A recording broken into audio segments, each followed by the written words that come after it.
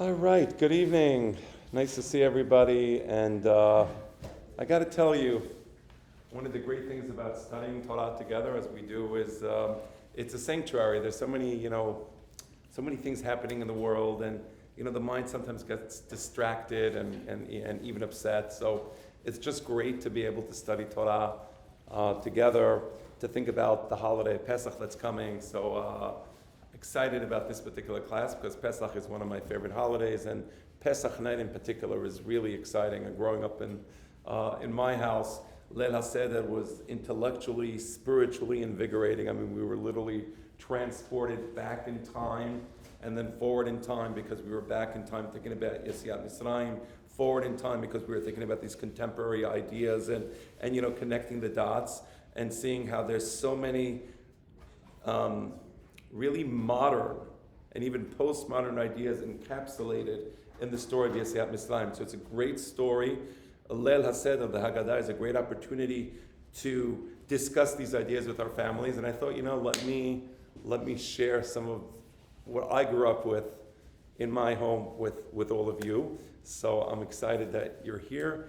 And the first thing I want to tell you is that there was actually a misvat aseh deoraita to discuss Yom Mitzrayim, meaning it's not just like, we're getting together tonight and we're discussing some important topic. I mean, we do that sometimes, maybe the synagogue committee has topics they want to discuss.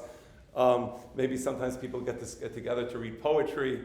Here, the night of Yetziat, that night, the first 2 nights of Pesach, or the first night of Pesach, there's actually a misvat aseh to discuss Yetziat Mitzrayim. If you look at the source sheet, the pasuk says, "V'higgavta lebencha bayom hahu lemor." On that day, and the Chachamim specify which day it is, you have to discuss this with your children.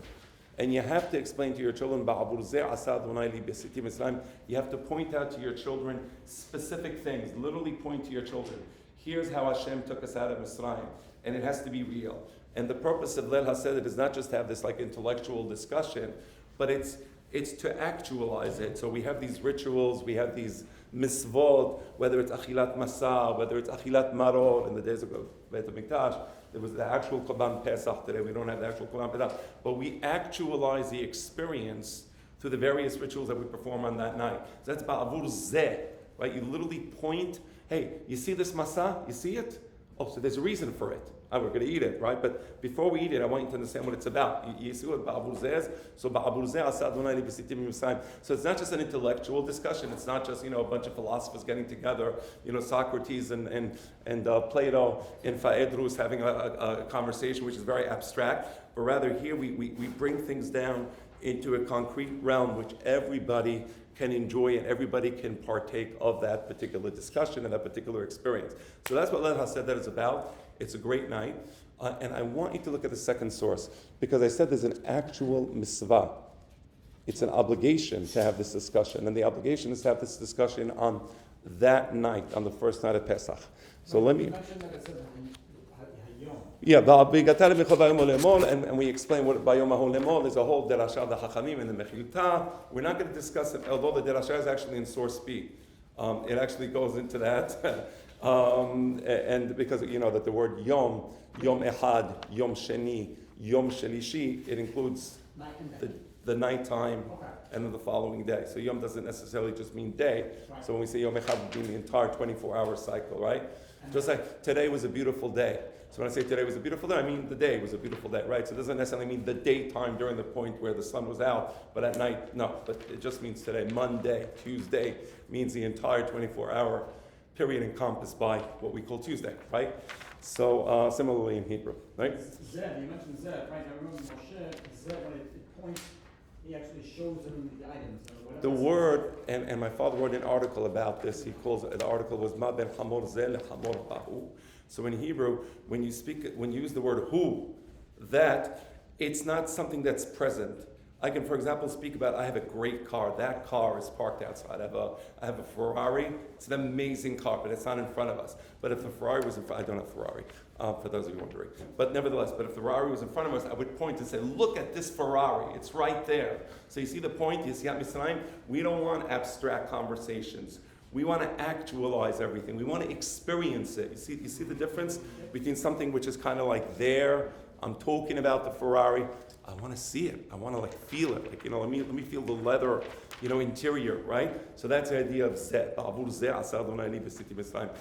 Look at source B. You all have the source sheet, right? Okay. So I'm reading to you now Harambam's description of our personal obligation to discuss Yetziat Mitzrayim on that night. So here it is. Here's the description. This is from Sefer HaMisvot of Harambam. Okay? Hi shesivanu. There is a mitzvah. Lesaper b'Yetziat Mitzrayim belel chamisha asar benisan. To discuss the historical episode of our redemption from Egypt, which took place on the 15th day of Nisan, which starts, of course, in the nighttime. So, for those of you who saw the Ten Commandments, right, the night of Makat Bechorot, right, that night takes place on the 15th of Nisan, right? While Makat Bechorot was taking place in Egypt, on that night, we brought the Korban Pesach, and we took the blood of the Korban, we painted the door lintels with the blood, and inside the houses, we were eating Masa, we were eating Maror, we were eating the Korban Pesach. That was the night of the 15th of Nisan. That night is the exact night that we celebrate Passover, right? So you see the connection between the historical, it's called Pesach Mitzrayim. Pesach Mitzrayim means the actual historical first Passover that took place in Egypt, and that was on the 15th of Nisan. And what we do every single year thereafter is on the 15th of Nisan, right? And here's the thing. You don't have to be Albert Einstein to engage in this discussion. It's according to your particular linguistic skills. You can be a simple person, and you can still fulfill the mitzvah, right?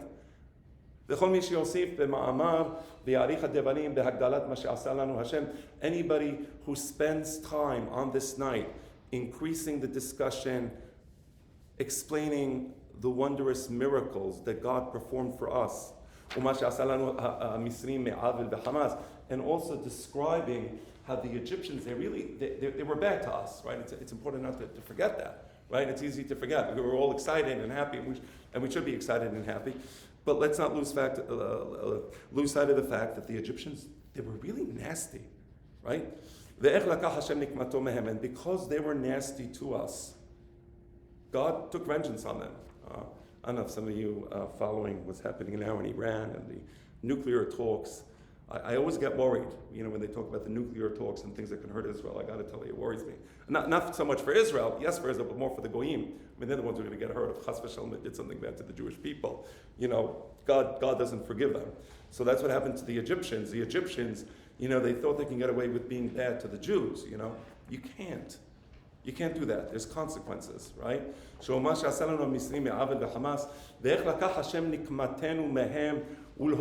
therefore, we thank God on this night. So this is all part of the Seder. So part of the Seder is discussing what happened. Part of the Seder is discussing the miracles. Another part of the Seder is discussing the bitterness. That's the maror. But then at the end, what do?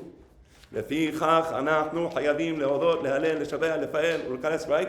say this whole long Hallel where we actually thank God. So first we describe what happened, and then we say thank you Hashem for all these beautiful things that you did to us. So important. So you understand a little about, this is like a summary. This is like a summary of the Haggada, right? And this is a type of mitzvah where the more you do, the better. For example, tzedakah. Tzedakah is one of the greatest mitzvot. No question, highest level of mitzvah. But even tzedakah has a limit, right? The limit is you can't give more than a certain percentage of your income. You shouldn't turn yourself, chas v'shalom, into a poor person because you give us so much tzedakah. So mitzvot have a limit. Here it says, the more you indulge in discussing Yetziat Mitzrayim, it's considered a tremendous shevach. There is a limit here also. Who knows what the limit is? Sunrise, right. And that's why you actually have the story in the Haggada, where the Chachamim, they were discussing Yetziat Mitzrayim, kol oto halayla, right? You know the story? And then they were discussing it for so long. Also this has a limit. So also this has a limit, right? All right. That's the pasuk we just read. that you have to discuss Yesiyat Misraim with your family, with your children, right? And that's the first source. I want you to become aware of it. So it's not just like like we get together on Yom Ha'atzmaut and we eat falafel. I am not against it. I do that. Don't get me wrong. I like that and I enjoy it, or whatever. There's some things we do that are kind of like part of Jewish culture. This isn't Jewish culture. This is Torah. This is a specific mitzvah. We have an obligation. We take it very seriously. So you follow that point? So it's important to understand why we're doing it.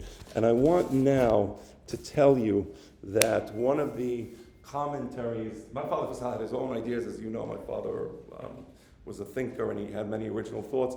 A lot of his, or some of his ideas from Leila Seder and some of the ideas that I'm going to be using today is from a book called Zevach Pesach. Zevach Pesach was written by Don Yitzhak Abarbanel. Don Yitzhak Abarbanel was one of the great Sephardic Chachamim from an aristocratic Jewish family. The patriarch of the family was originally from Sevilla. So Andalusia, Spain, was beautiful. It was the Muslim Spain in the days where there was a tremendous philosophical knowledge, tremendous mathematical knowledge, a knowledge of geography.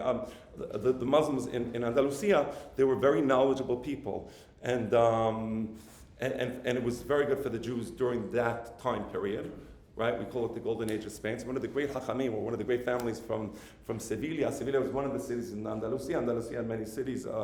Sevilla was one of them. There was Córdoba, there was Granada, there was a whole Lucena. There were many cities. So the Abarbanel family was not just a family of tremendous hachamim, but they were incredibly successful, I wouldn't say business people. They worked for the government. They were very well known. They were very wealthy. And they were descendants, who knows? Abarbanel? Yes. Yes, correct. He was a descendant of David HaMelech. So that's correct. Now eventually they ended up in Lisbon, Portugal, and then the descendant of the descendant of that, it was Yehuda Abarbanel, and then eventually got to Yitzhak Abarbanel. Don Yitzhak Abarbanel, he was born in Lisbon, Portugal. Eventually they moved to Castilla and Chazit. He had a terrible life because at this point it wasn't Muslim Spain anymore. At this point it was Christian Spain, and then you know that the Christians, they began to persecute the Jews, and eventually led to the expulsion. So he had a very difficult life. And what's incredible is, even though he had a very difficult life, he was an incredibly prolific writer. He wrote a huge amount of books, commentary on the Torah, on the Nevi'im, on the Ketuvim, on the book of Daniel. He wrote many philosophical books. He was an incredibly insightful writer. And I remember like one of his books, he says, I think this was the introduction to one of the books of the Nevi'im. He says, thank God they just, I think he made it, I forgot to which city it was, because eventually he goes Portugal, Portugal, Italy. At some point he ended up in Corfu. I think this one was in Italy. And he says, thank God I lost all my money. He was the wealthiest person in Spain. He owned 1/3, I think, of the assets of the king. So he says, thank God I lost all my money. I'm sitting here in a Bet Midrash in a synagogue. I'm alone. Nobody's bothering me. I finally have the opportunity to sit down and write this commentary. I've been wanting to write it for such a long time, and I know I can finally do it. And of course, he writes a commentary. So he was really good. And then he became wealthy again.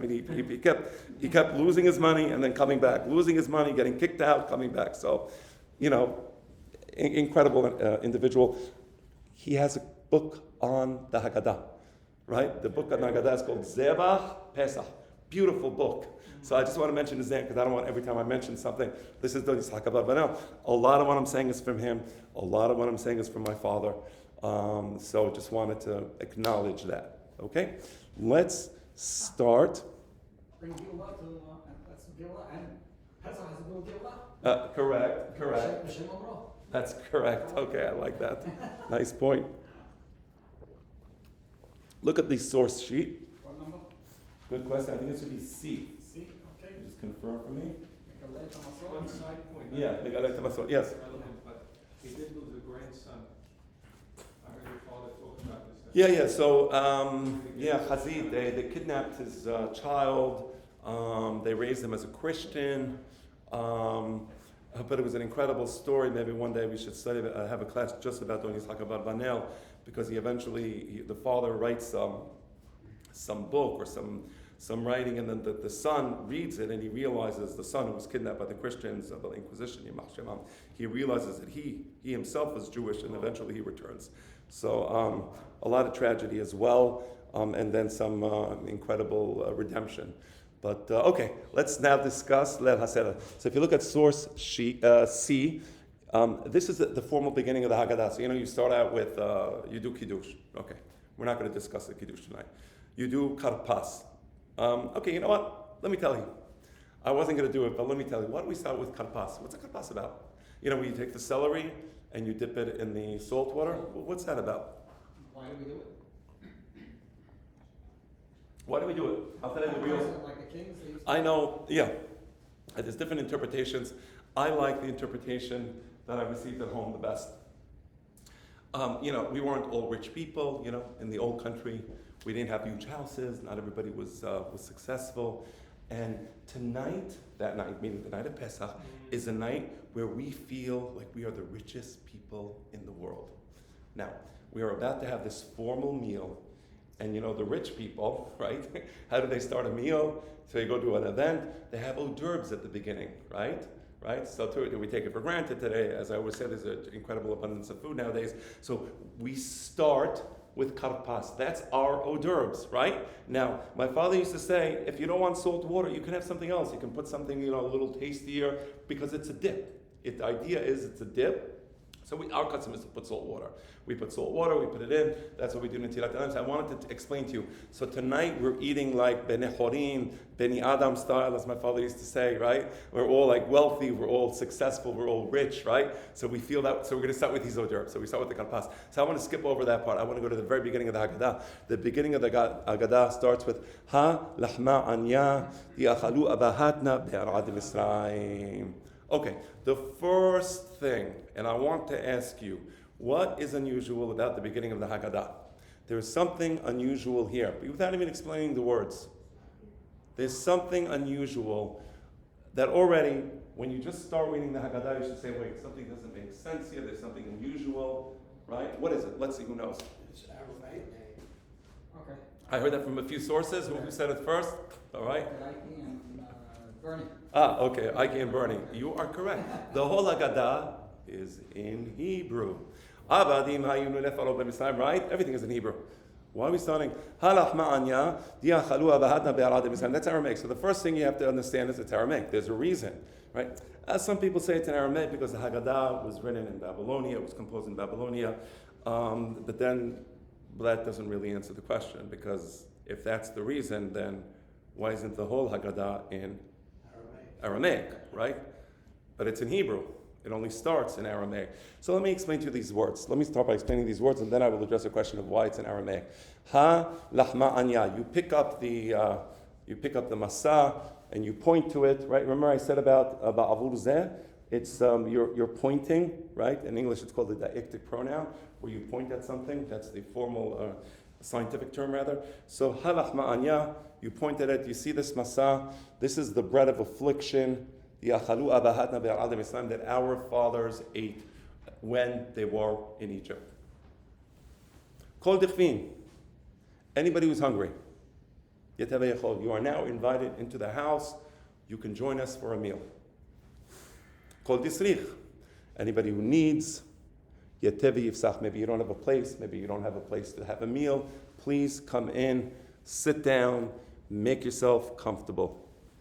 Hashatacha, and then we end this particular part of the Haggada, this Aramaic part, Hashatacha.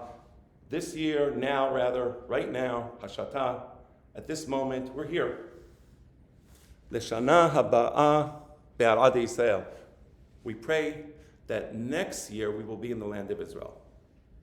Hashata, now, at this moment, we're Abdeh. Leshana haba'a b'nei Hareen, or Leshana haba'a be'arad Yisrael b'nei Hareen. Next year we should be in the land of Israel, free, b'nei Hareen, free. That's the Aramaic part of the Haggada. Rest of the Haggada is in what language? Hebrew. Okay, so I want to address this point, and I want to explain to you that, as you know, the Haggada itself is a remembrance of years past. It's a remembrance of an ancient celebration that has gone on literally for millennia. And this celebration, in its earlier permutation took place when the city of Jerusalem was a city of radiance, of glory. The glory of God was in Jerusalem. The wisdom of God was in Jerusalem. It was a city of wise men, of Kohanim, priests, Leviim. The Leviim would be in the Bet HaMikdash singing. They would bring korbanot every day.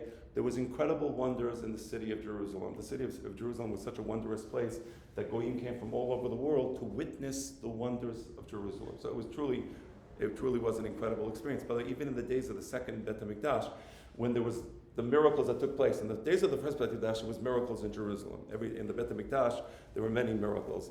But in the second Bet HaMikdash, it was also people. They had so many goyim. They used to visit Jerusalem because they wanted to see it. They wanted to experience it. That they actually had in the Bet HaMikdash an Azarat Goyim, a special place for the Goyim where they would be able to be up high because the Goyim were not on inside the Bet HaMikdash, but they would have a part where they were able to go up to and they would be able to see and experience the Avodah of the Bet HaMikdash. Let me explain to you what happened on the night of Pesach. And I said some of this in my derasha on Shabbat, but I just kind of have to tie it together. So just bear with me. So as you know, on the night of Pesach, we would bring Korban Pesach. The Korban Pesach was a 1-year-old goat or a 1-year-old sheep. I'm sure the meat was delicious, or so I think. I'm pretty sure it was. The obligation was to eat exactly a kazait of the Korban Pesach, right? That was the obligation. So every Jew had an obligation to eat kazait Korban Pesach. If a person failed to fulfill this obligation, hayav karet. What's the other mitzvah aseh? The only other mitzvah aseh. If you fail to fulfill this particular mitzvah aseh, you're hayav karet. You know which it is? I said it. Berit milah. So if a person doesn't do berit milah, that's the only mitzvah aseh for which there's hayav karet, or the other mitzvah aseh is korban pesach. It's a very important mitzvah. So on the night of Pesach, you eat a kazait. Now, how much is a kazait of meat? About 1 ounce. You go to a place like Reserve Cut, like you get a steak. If they have a 1 ounce steak on the menu, anybody here order the 1 ounce steak? Unless you want to afflict yourself, sadomasochism or whatever, you would not order the 1 ounce steak. They do not get 1 ounce steaks. It doesn't work. Usually you get a 12 ounce steak or a 16 ounce steak. I don't know whatever the sizes are. You know, everybody according to their appetite. But 1 ounce doesn't work. Okay. So now you have this Korban Pesach, and you would bring as many people as possible to join you in the Korban because everybody wants to make the mitzvah. So you would, before Pesach, you would form a corporation. In Hebrew, the word is called Habura. The purpose of the Habura, the corporation, was it was considered a sacred obligation, and you couldn't just wait to the last second, maybe I'll eat by him. No. Before Pesach, you had to get together. You're going to have the Korban Pesach with us this year? Okay, so we formed the Habura. We're all going to Jerusalem together. Somebody later on, after we did Shechita on the Korban Pesach, hey, can I join you guys? No, we did the Shechita on the Korban Pesach. We'd love to have you, but you can't join us. So the Korban Pesach was that sacred obligation, which ahead of time we determined who's going to be eating from the Korban Pesach, and usually everybody would get a kazait, because as I said, it was very small, but you needed to eat a minimum of a kazait. So now, because it's a very small amount of meat, they had another korban that night. It was called korban Haggada, and that could be a cow, that could be, whatever, a big animal, and that was a huge amount of meat. And you want to have your 16 ounces of steak or 20 ounces of steak, whatever it is, it was good. That was how you had it. Now, the korban Haggada was a korban. So when you would eat the korban, you would be in a state of purity and in a state of kedusha. You were only allowed to eat the meat of the korban within the walls of Jerusalem. So nobody would leave Jerusalem. So think of that. All the Jewish people that night were in the city of Jerusalem, right? And they were enjoying, discussing the miracles of God in the city of miracles, and they were eating this holy food in a state of kedusha. It was an incredible experience. And now, there could be a poor person, and the poor person is hungry. He was invited to a Korban Pesach, and he ate the kazait of meat. And there's a special mitzvah that when you bring a korban, like a korban Haggada specifically, which is what I'm talking about, there's a special mitzvah, and I think I have this in the source sheet. Can you look at the next source? Is it source V'samachta lifnei? Is it? How does it start? V'samachta lifnei Adonai Elohecha, ata v'cha v'techa. Is it there? Okay. I guess I missed it. Okay, my apologies for that. I will read you the pasuk. It says that when you bring the korban shilamim, such as a korban Haggada, v'samachta, you should be happy in the presence of God. The purpose of eating this korban is to bring a special type of happiness The happiness of the korban, because the korban was kadosh, wasn't just the physical satiation of the body, but it was a spiritual experience, as I can only imagine in my mind, because I never experienced it. And who's going to join you in this simcha? Ata ubincha ubitecha. You, your sons, your daughter, the hager, if there's a person who is a stranger in the land, hayatom, the orphan, the almana. Basically, Jewish etiquette required that if you want to be happy, you know what you need to do? Invite someone. That's correct. Jewish etiquette was there is no greater happiness than inviting somebody to a meal. That was it. I remember my grandparents in Haifa. If there was a poor person, I would be like in charge of like running down the block, bringing him in. No, we want to give you something. We want to give you something. And he'd come in and they would spread out a huge meal in the middle of the day. It could be the middle of the day. They'd bring out, kibbeh, sambusak, arak, everything. They're just to make the guy happy. So this, I saw the joy it brought my grandparents. I remember once, my niece walked into my house. I used to live many, many years ago in Avenue L on Ocean Parkway. My niece walked into my house. My father was sitting down having dinner. It was the middle of the week, and there was a plumber there. He was dressed in his clothing. It was all, disheveled and not, And the plumber is sitting down with my father, and my niece was like, so she says, well, what's going on? What happened? He says, no, it's just a plumber we needed to repair, and Shtela invited my father, she called him Shtela, grandfather.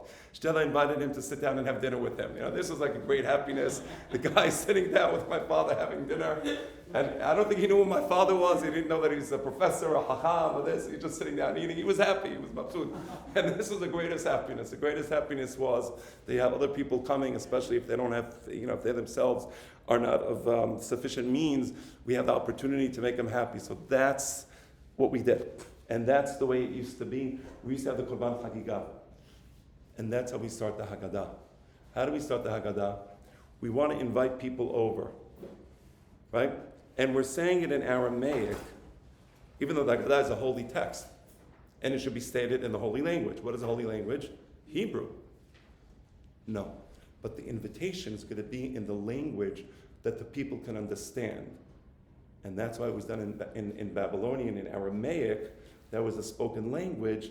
So they wanted to choose that language to begin the Haggada, to say, please, tfadalu, bechavod, anybody who needs to come in, you can join us for the meal. You see that point? So important, right? Just in case they don't know the language, you don't want to miss anybody. You do it in a language. Exactly. See, nobody spoke Hebrew. Who spoke Hebrew?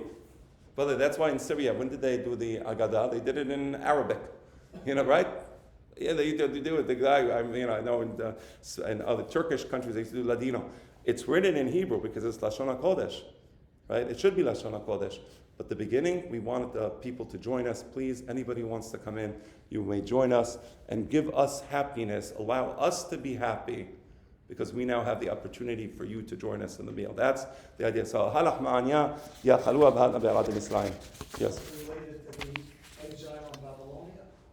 Mm-mm. Was the Talmud Bavli is also in Aramaic? That is correct. That is correct. That was a colloquial language. And that was the language that people spoke. Very few people spoke Hebrew. Even in Israel, they did not speak Hebrew. In Israel, they spoke Aramaic, a different dialect of Aramaic. That's why if you study the Talmud Yerushalmi, the Aramaic of the Talmud Yerushalmi is a very odd Aramaic. Just because you know the Talmud Bavli doesn't mean you can read the Talmud Yerushalmi. It's different. It's difficult. Very, very few people spoke Hebrew. That was not the spoken language. So now look at it. So halach ma'anya. Look at that source again. I think it was source C. Now you may be embarrassed. Don't be embarrassed. You see this bread? This is a bread of poor people. Lahma anya literally means a bread of affliction. Who eats this bread? Who eats crackers?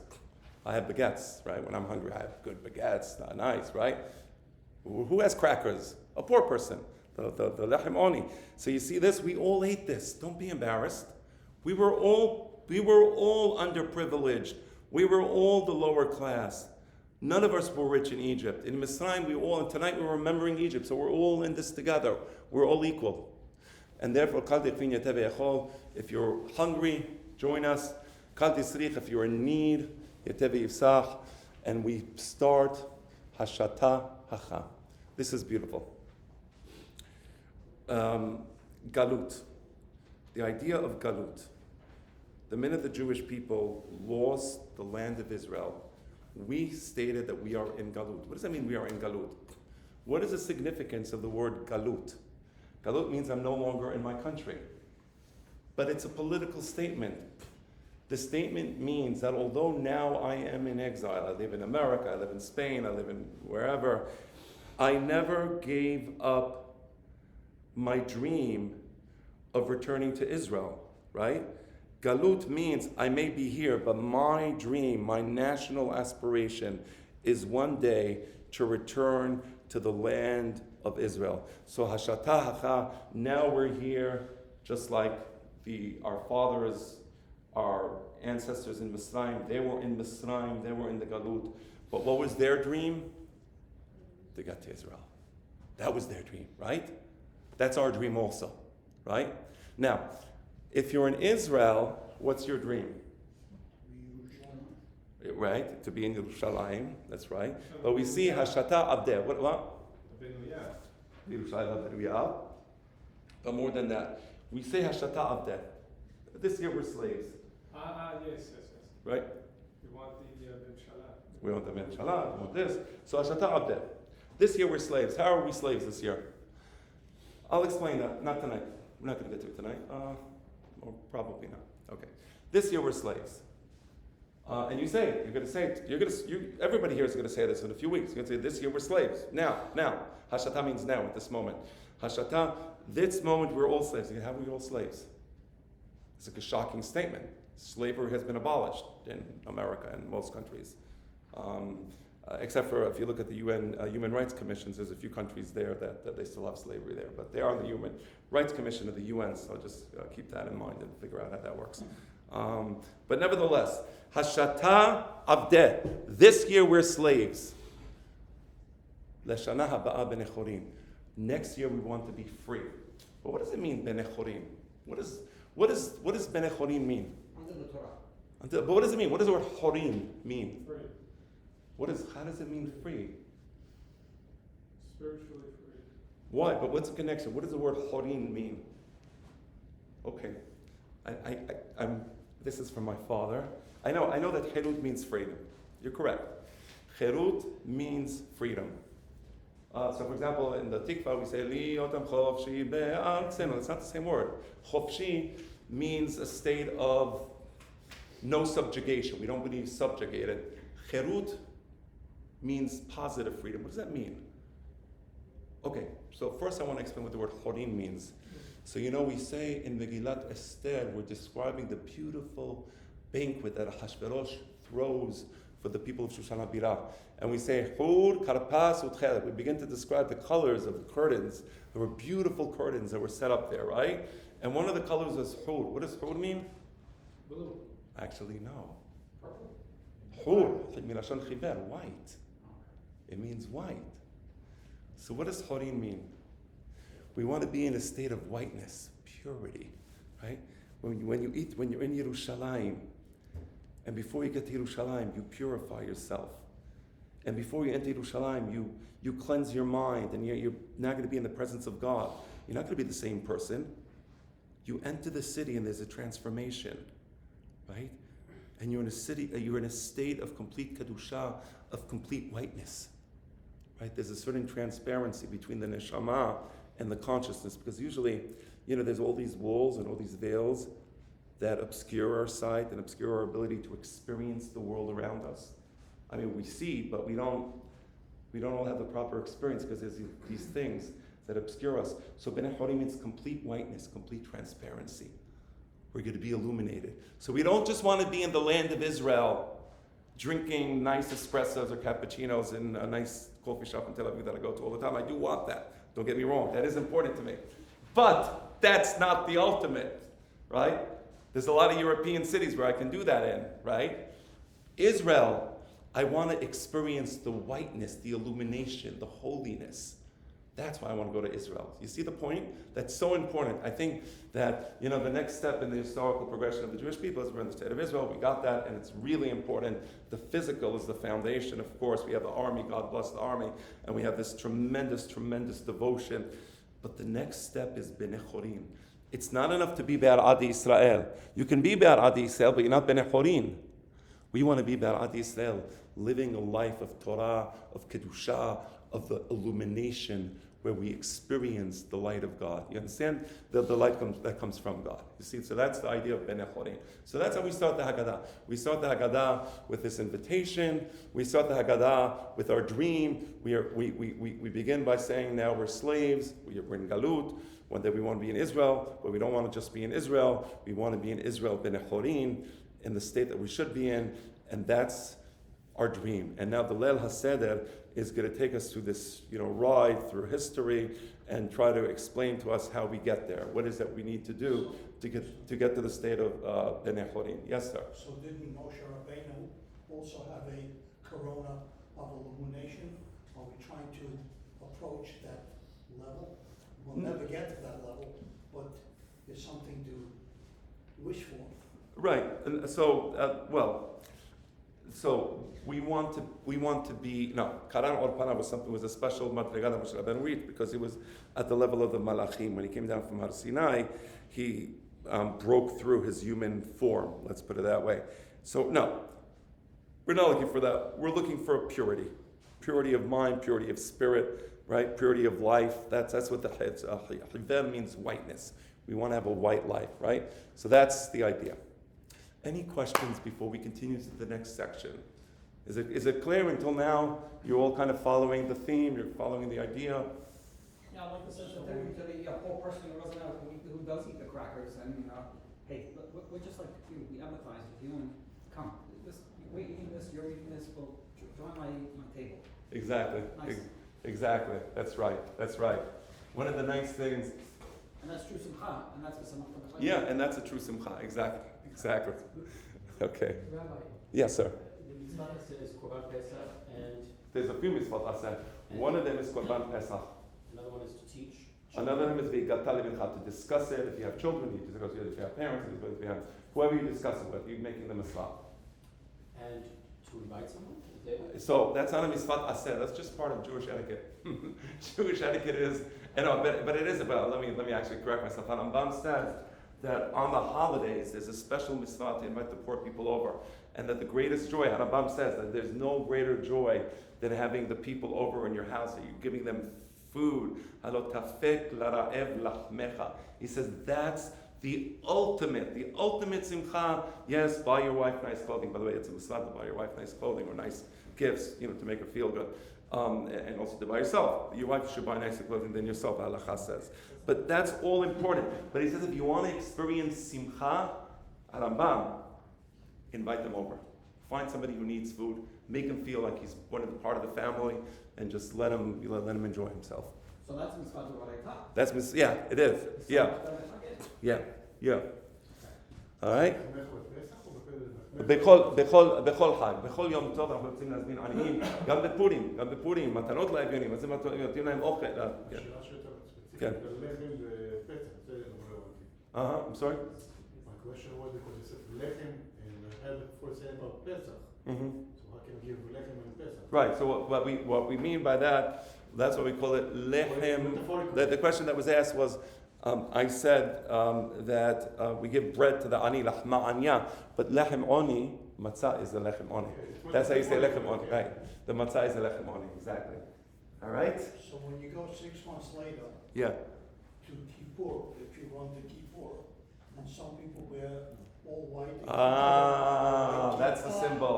Because on Yom Kippur, right, that's what is a custom amongst many of the Mekubalim in Israel to wear white, because we feel that we're getting closer to that state of whiteness. Exactly. Okay? But that's just a symbol. Of course, we're talking about, our minds, our spirits, our neshamot. Okay. All right, good. So let's continue. Let's see where we're up to. Give me a moment. Something like that. Okay. All right. So let me now shift gears a little. What is the next source that you have? Okay. Good. I'm going to read that. Actually, Mikey, you know what? You read the pasuk. Lo tochal.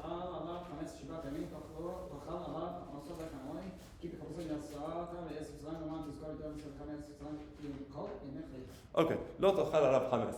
From the moment that you bring the korban pesach, as we said, you would eat the korban pesach that night, right? So that night you're eating the korban pesach. When do you bring the korban pesach? You bring it the day before, from midday onwards, from pasot yom onwards. So the pasuk says, lo tochal alav chametz. When do we stop eating chametz? The day. Why do we stop eating on the day? We should stop at night. Pesach starts at night. Because the pasuk says, lo tochal alav chametz. Do not eat chametz from the moment that you bring the korban pesach. And you bring the korban pesach in the day. From that moment, lo tochal alav chametz. Okay. Shivat yamim tochal alav basot lechem oni. For 7 days, you're going to be eating the masa, the lechem oni. That's what we eat for 7 days. We eat the masa, right? And the masa is called lechem oni. Ataroeh gur lechem oni. So hamatzah, but in the language of the Torah, lechem oni means masa. It's called lechem oni. Now, what berachat we say on masa? Hamotzi lechem min haaretz. You see, so it's considered bread during the holiday of Pesach. That's the bread. During the rest of the year, we say mezonot on masa, but on Pesach it becomes the bread because of what we eat. So lo techalav asiyat mi techalav asiyat lechem oni ki bechipazon yasata me'eretz Mitzrayim, because when you left Egypt with tremendous speed. What's the connection between leaving Egypt with speed and the Masa? We'll see. All these questions are going to be answered. Right? And by doing this, you will always remember the redemption from Egypt for all the days of your life. So, question. The Masa is a symbol of our freedom. Right? We just said. The reason you're eating the Masa is to remember how you quickly departed from Egypt. So if it's a symbol of our freedom, why is it called lechem oni? Why is it called the bread of oni? Milashon inui. We say on Yom Kippur, ve'innitem et nafshotechem. What does it mean, ve'innitem et nafshotechem? You should afflict your souls. Afflict yourself. How do we afflict ourselves? Physically. We afflict ourselves physically by denying ourselves food, by denying ourselves water, etc. That's oni. Lechem oni, the bread of affliction. Why is it called that? The Gemara says, why is it called lechem oni? She'onim alav devarim. Because you're going to have a discussion on the bread. Right? You're going to take the Masa and have discussions. So, milashon la'anot. La'anot means to answer. That's not the peshat. We also have discussions on maror, right? We would also have discussions on korban pesach. What's the peshat of lechem oni? By the way, that wasn't me speaking. That was Don Yitzhak Banel. Okay. All right. So what's the peshat of lechem oni? So what he says is as follows. Back then, if you were a slave, somebody works here, so you have your lunch break. So, you want to get your full 1 hour lunch break. I mean, that's if you're an employee. If you own the business, you don't want any lunch break. The employees get 1 hour lunch breaks. Actual owners of businesses, they basically don't eat lunch, or they eat while they're on the phone, or they do whatever they do. Okay. So anyway, but you want your lunch break. Everybody wants to eat lunch. And if you're a slave, you want to eat. Right? Don't forget the slave wakes up early from the moment of dawn. He's working all the way to the darkness. Now, the thing is as follows. Nobody came to the slave, with a tray of bagels and said, "Here, please, have your bagel, Do you want sugar in your coffee?" If you were a slave, you had to make your lunch yourself. Okay. Now, the way they made their lunches, they took flour, they took water, and they began to knead the dough and put it in the oven. Now, normally, what you would do is you would put yeast in the dough, and you would let it rise for 20, 30 minutes, whatever you need, and then you would put it in the oven and you would get your bread. But if you're a slave, you don't have the luxury of waiting. Nobody's going to give you 20 minutes to sit down and watch the dough rise, or 30 minutes, or whatever it takes. You take the dough, you put it in the oven quickly, it comes out of the oven, you eat, and you continue. So that's a masa. So the masa that we used to eat in Mitzrayim was similar to the lafa bread. You ever see those very, very thin pito? By the way, in Israel, they sell masa, which is like lafa, right? It's very common in Israel. So I personally, my parents used to get that all the time. I know a lot of people like it. I personally I grew up on the, crunchy matzah. Everybody has their their own whatever they like. But it doesn't matter. The point is, that was the bread. Now, somebody can just throw some water this way. Yes, water's right here, I got it. Yes. Thank you very much. You're very welcome. يعبدوك عميم. يشتغل يشحبوا لك على أميم, exactly.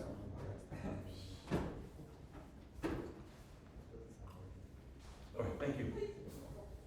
Right, so here's the thing though. When you eat lechem oni for 7 days, at the end of the 7 days, you get a little indigestion, right? It's not, like at some point you're like, I like matzah. First day it's great. Second day it's really good. Third day it's fine. Fourth day it's okay. I'm enjoying it. Don't get me wrong. But I don't want to eat it all my life. Because if I was to have to eat it all my life, as I said, you get indigestion. It's not digestible. It's not, it literally afflicts you. If that's all you get to eat all the time, it creates a lot of problems, digestion-wise. That's why it's called lechem oni. Lechem oni, it's mamash inui. It's a type. Who's the doctor? Okay. All right. So we have hopefully we'll have a medical verification of that. So here's the thing. So it's called lechem oni because it literally afflicts us. So I want to ask the question. If this masa afflicts us, and we had to eat it for decades, and even over a century, when we were slaves in Egypt, why is that bread, which is actually called lechem oni, the bread of affliction, how is that the symbol of our freedom? If anything, that bread should be the symbol of our slavery. I mean, nothing, symbolizes slavery more than the masa, which we had to eat all the time. And we say, no. What does the pasuk say? Look at that source again. No, you're going to celebrate the holiday by eating masa. So I want you to think about that. That's a question I want you all to think about. We're going to deal with that question over the next week or two, right? So consider this like a little trailer or a little promo. And we're not going to get to it tonight because there's not enough time. But I do want to start the next part of the Haggada. So now you know why it's called lechem oni. It's called lechem oni because literally it used to afflict us. That's why. But it became the symbol of our freedom. How did it become the symbol of our freedom? We shall see. We shall see. There was a transformation that took place. We're going to deal with that transformation. It's fantastic. It really is. Okay. Look at the next source. The next source is Ma nishtana halayla hazeh mikol halilot. You see that? Right? Is it? Oh wait. Am I missing it? Oh, okay. Okay. Ma nishtana halayla hazeh mikol halilot. Let me explain to you what this is about. So here we have now the children are going to be asking a question. There's no children. It could be one of the adults asking a question. What makes this night unique relative to other nights? And I'm noticing some things here. Normally on other nights, nobody cares whether you're eating hames or masa. On this night, we only eat masa. Why is that? There must be a reason. Of course, there is a reason. And then we have a few other questions. On other nights, we eat different types of salads and different types of hors d'oeuvres. On this night, we eat specifically maror. Why is it that I must eat maror? On other nights, if I don't want to eat maror, I don't have to eat maror. Nobody forces me to eat it, and I don't have to eat it. Why? Okay. More questions. Normally, we have the hors d'oeuvres. During the period of hors d'oeuvres, I take some, whatever I want to dip, I put it in the dip, I don't know, taco, inside this, and I eat it, okay? Here, we have 2 times we dip. We dip the karpas in the salt water, we dip the maror in the haroset. What is the meaning of that? There's a meaning. And finally, the last question, on the other nights, we eat, and when we eat, nobody tells me how to sit down and eat. Does anybody tell you how to sit down in your house? No, I want to sit like this, I'll sit like this. I want to sit like this, I'll sit like this. I can lean on the table, recline back. Here they say, wait. When you drink the wine, you must recline over. When you eat the Masa, you must recline over. When you eat the marot, you may not recline over. Why? So why? What's going on here? What is this? All these rituals, what are they about? So that's how the Haggada starts. It starts with questions. And I want to end with the following thought. I'm not going to answer the questions, there's no time. But there's two types of societies. One type of society is where ideas are imposed. Ideas are imposed mean you either accept this idea or you're an outcast. You either view things the way I tell you to view things, or you'll be canceled, right? Maybe you'll be thrown off Twitter, maybe you'll be thrown off YouTube, maybe you'll be thrown off whatever, social media. Back in the days of the church, they would take people and put them in the Inquisition. They would throw them in the dungeons of the Inquisition, rather. Because if you don't accept the orthodoxy of the church, you're excommunicated, you're a leper, you're not part of society.